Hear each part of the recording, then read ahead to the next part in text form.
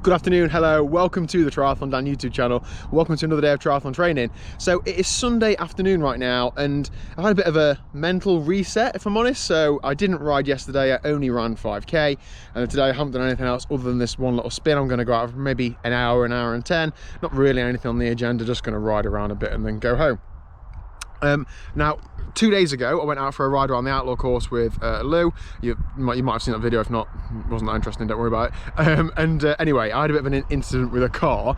No contact was made, I didn't get knocked off or anything, but it's probably the closest I've come to being knocked off a bike. I was going up Oxton Bank, and it's not really a busy part of the course, and there wasn't really much traffic, but a car came alongside me, and I was a little bit behind Lou, not being gifted in the power to weight department at the minute, and the car was like physically right on my handlebars. Like I hit the car several times in my hand, that's how close it was, and it really shook me up, if I'm honest. Like I tried to play it all cool then, and I think I was okay initially, but you reflect on it a bit and you just think, wow, you actually put your life in other people's hands when you're out cycling. But anyway, so out today this afternoon, and I think, whenever I ride a bike, I always try and make myself visible. So I always run a rear light, that's some flashy, and then probably 8 out of 10 times I will use a front light as well, even in like days like today when it's daylight, just because you've got to be realistic. You're a small thing on the road, a cyclist, so a driver's not always going to see you as easy as they will in another car, so the more visible you can make yourself, the better. So I do.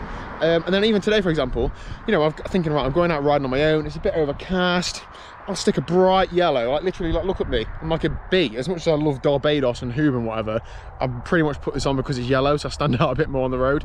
I came to a mini roundabout and I was signalling to go right, as actually like the highway code says I should do.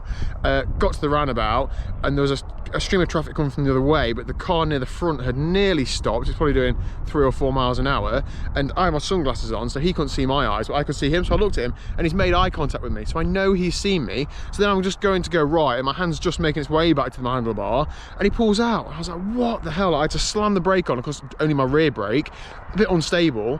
And he just, I think, what goes through people's minds? I'm literally signalling, saying I'm going right, I'm right next to him, and you pull out in front of me. It's just like, what on earth? And it just adds up and adds up. Like, I think a lot of things haven't been working for me over the last few days. I'm getting frustrated with them. Like, even turning this camera on just a minute ago, it wouldn't turn on straight away. I have to pull the battery out, put it back in and turn it on.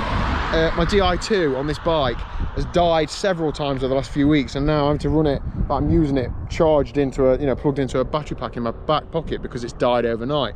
I unplugged the battery from the junction box because I thought that was what was causing it. Anyway, ran over. I'm going to finish this ride off. I'll put a stat on screen now from this week's training. It looks like a fairly decent week. I have been off work all week, so I've had a bit more time in my hands. I think it's going to be about 16 and a half hours and maybe 850 training stress score points. It might be a little bit different to that, I don't know. But anyway, a real good solid week, really happy with it. 3 swims, 5 runs and some riding. I don't really know how many days riding, but the last 2 days have been pretty easy. So that means that I can hit tomorrow fresh, 5 weeks of training before Outlaw Half. Going to give it some welly.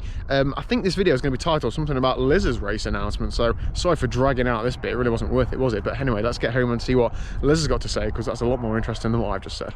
Okay, so ride done and dusted. I'm not going to moan anymore about anything. I'll see you then.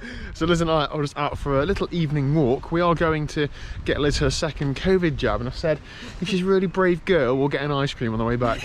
Okay? Yeah. But anyway, the main purpose of today's video is about you for a change, Liz, isn't it? Yeah, so come on then, talk us through what your big race announcement is.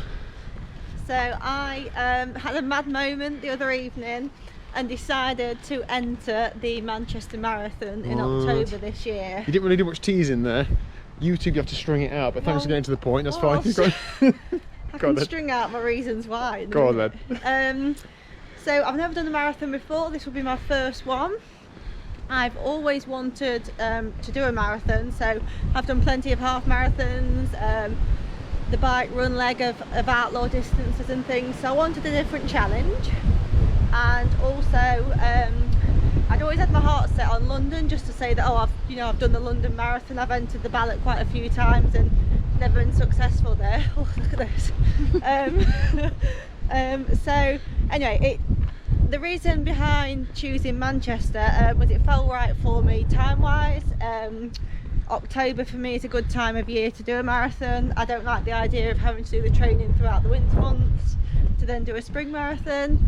And we've got a few friends close by that are also doing it as well, so we can sort of partner up for long runs and things, so that's really encouraging. There's nothing worse than going out and doing all those training runs by yourself, so I kind of just thought it, you know, it was a lot of things were ticking the box as to why I should do it as opposed to why I shouldn't, so I just went for it and entered it. Excellent.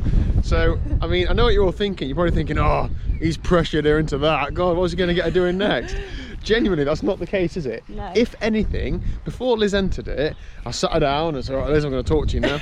And I tried to talk you out of it, didn't I? I didn't try and talk you out of it. I just said, you know, You just highlighted a few points. Just that it's a long way. It's a lot of training. It's not easy. You know, I basically didn't want her to at any point turn around to me and say, well, I didn't want to do it anyway. Like, I really tried to talk you out of it, but you said, no, you really want to do it. And Liz, I don't know if you've picked this up by now, but Liz does whatever the hell she wants. So she said that quite literally she wants to do it. So absolutely, you know, music to my ears. I really wanted her to, really. So yeah, looking forward to seeing her get stuck into training. And it makes me so excited to see her really want to do that sort of thing.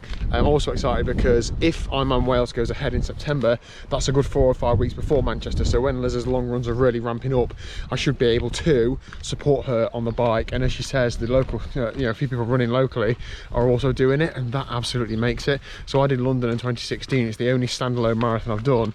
And the training is so hard. Getting out the door for those long runs is so hard, and if you've got a group doing the same event, it just makes it so much easier to get out the door. So I think that's really going to be like a game changer for you. And then 2 years ago, when I started training for Manchester and didn't do it because I had an injury, and then of course it was it last year? Yeah, it was last year. And then of course it didn't go ahead anyway.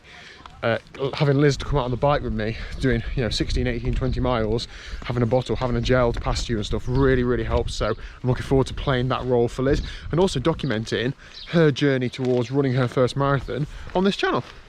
Yeah, so when you're like absolutely on your knees having run 20 when miles, I'm nearly crying, yeah, why am I doing this? Yeah, I'll be like, so Liz, how's your run today? Okay. Yeah.